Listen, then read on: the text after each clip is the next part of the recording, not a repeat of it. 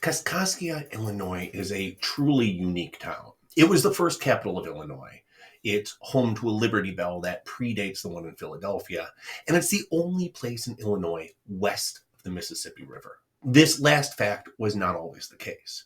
There are two different versions of this tale. The first, the one that's told most often, goes as follows. In the 1730s, a wealthy fur trader named Jean Bernard ran a trading post at the edge of the city. He hired a native named Ampakia. Ampakia was well educated and a hard worker. And Jean was so pleased with him, he treated him like his right hand. Ampakia also caught the attention of Jean's daughter, Marie. Marie and Ampakia quickly fell in love, but her father forbade the union and drove the young native out of town. Marie was heartbroken, but her love would return. Under the cover of darkness, Ampakia rode into town, and the young lovers disappeared into the night. When Jean saw that his daughter was missing, he rounded up a search party and went after them. It didn't take long to find them and drag them back to Kaskaskia. When they returned, he tied the young native to a log and hurled him into the Mississippi River, then banished his daughter to a convent. The other version of this tale, which is archived in the Illinois State Museum, states that Marie Roenza, daughter of the Roenza chief, was promised to a Frenchman. But after she converted to Christianity, her father forbade the union, stating that her heart now belonged to Christ, and thus she could never marry. Regardless of which love story we go with, the curse goes as follows. May the filthy spot on which your altar stands be destroyed. May your crops be failures, your homes dilapidated, your dead be disturbed in their graves, and your land become a feeding place for the fishes. In 1881, the mighty Mississippi rose up, enveloping the city, the Church of the Immaculate Conception, and the altar was swept away in the flood. The bodies of the dead washed up from the cemetery, and the land itself was cut off from its home state. The path of the river actually changed, and the original town now lies beneath it, a feeding place for the fishes. The church would later be moved along with the rest of the town, and 3,000 graves were dug up and relocated to Garrison Hill Cemetery. Today, about 20 people call this former state capital home. The only way to get to what is now an island is to take a bridge over the Mississippi River from Illinois to Missouri, drive about 20 minutes, and then take another bridge back over the Mississippi, back into Illinois. The next location on our list is said to be one of the most cursed places in the world. Legend has it was cursed not once, but 3 times. Charles Island is a 14-acre island, a half-mile off the coast of Milford, Connecticut, which is accessible by a land bridge or a tombolo at low tide. The first of the 3 curses comes from 1639, when the Pugusset people lost their land to European settlers. There is a bit of debate as to why the Pugusset people, or specifically their chief Ansantawa, cursed the land. By some accounts, the island was home to sacred spirits. Others say that it was the chief's family's summer home. Still others, it was his favorite fishing hole.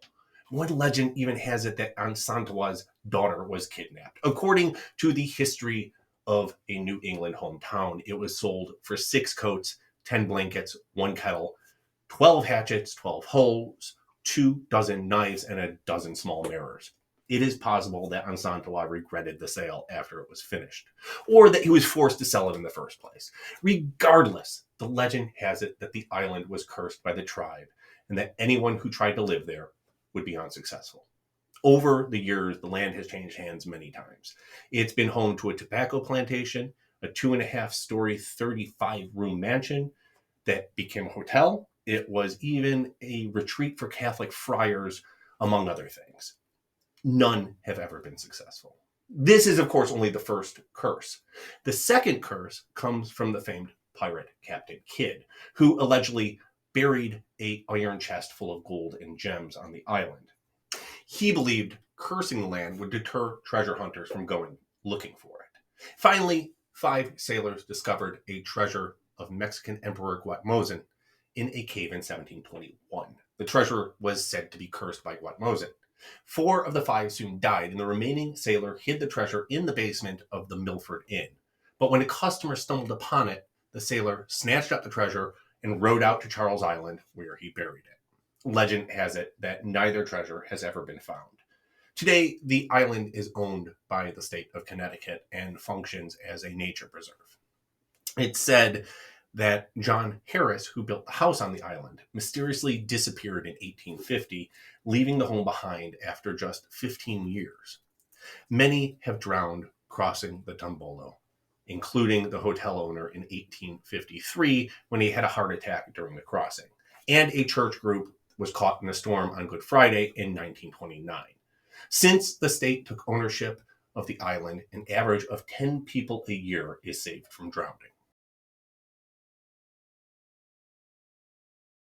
As stated earlier, most of these curse legends amount to little more than white settler does something stupid and native curses him. No story sums this up more than the tale of Saco, Maine. Legend has it that in 1675, an English ship anchored near what is today Factory Island in the Saco River. 3 sailors took a rowboat to the shore to explore the area when they came upon the wife and infant son of Chief Squandro. The men made a bet regarding the rumor that natives were born with the ability to swim. To settle the bet, they threw the child into the river. The chief's wife followed, and both were swept away in the current. Squandro mourned for 3 days and then cursed the river, stating that 3 non-natives will drown every year until they leave the Saco shore. According to a 1947 article in the Maine Sunday Telegram, the curse was lifted that year because no one drowned. Despite a good year, it hasn't stopped people from drowning in the Saco River, with an average death of 3 a year.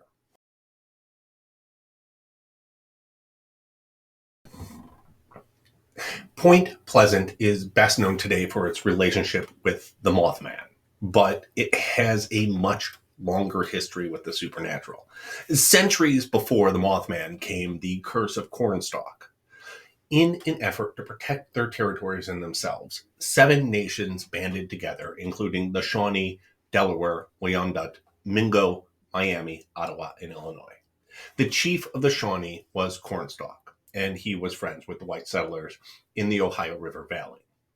In 1777, he went to Fort Randolph with his son to warn Captain Arbuckle that the British were trying to recruit the natives into siding with them in the American Revolution. He said that although he had no desire to fight with them, he would go with whatever decision the Confederation made. Immediately, they were taken into custody. After an attack on a group of white settlers outside the fort by another Native American group, the settlers wanted revenge. A group of settlers broke into where Cornstalk and his son were being held and shot them on the spot. As Cornstalk was dying, he said, "I was the borderman's friend. Many times I have saved him and his people from harm. I never warred with you, but only to protect our wigwams and lands. I refused to join your paleface enemies with the red coats. I came to the fort as your friend and you murdered me. You have murdered by my side, my young son. For this, may the curse of the Great Spirit rest upon this land. May it be blighted by nature. May it even be blighted in its hopes. May the strength of its peoples be paralyzed by the stain of our blood." Several tragedies have plagued Point Pleasant and the surrounding towns, including floods, fires, and more. In 1907, the worst coal mining disaster in history occurred in Monongah, West Virginia, where 310 people died. Despite Monongah being over 2.5 hours away, this is ascribed to the curse. In 1967, one of the worst bridge disasters occurred when the Silver Bridge collapsed in Point Pleasant. 2 planes crashed in the area in 1968 and 1970, and in 1978, a freight train crashed, dumping tons of toxic waste into the river, poisoning the town's water supply. Also, as stated, Point Pleasant is home to the Mothman UFOs, and other paranormal activity for years. These two have been attributed to the curse of the Great Spirit.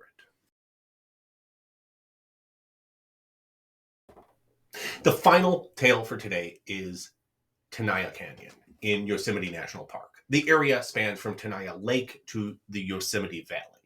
It is an area of the park known for its rugged terrain and difficult hike. A sign at the entrance of the canyon warns travel beyond this point is dangerous. So many people go missing there that it was given the nickname of the Bermuda Triangle of Yosemite. According to legend, the land was cursed by its namesake, Chief Tenaya, who was the leader of the Ayahuasca people who lived in Yosemite Valley. They were driven out by the Marisopa Battalion, a group of volunteers sent by the governor of California. Initially, they relocated the group to a reservation near Fresno. Several of the relocated natives went back to Yosemite, where they met up with the Marisopa Battalion again. This time, Tenaya's son was shot and killed. It was then that Tenaya cursed the land. These are said to be the words of Tenaya. Kill me, Sir Captain. Yes, kill me, as you killed my son, as you would kill my people if they were to come to you. You would kill all my race if you had the power. You have made me sorrowful, my life dark, you killed the child of my heart, why not kill the father? You may kill me, Sir Captain, but you shall not live in peace. I will follow in your footsteps. I will not leave my home but be with the spirits among the rocks, the waterfalls, in the rivers and in the wind. Wheresoever you go I will be with you. You will not see me, but you will fear the spirit of the old chief, and grow cold. That's it for today. Are these places really cursed, or just a coincidence that so many tragedies have fallen on the same places? That's not for me to decide. Until next time, I'm Christopher Damian. This is History, Mystery, and the Unexplained, and thank you for listening.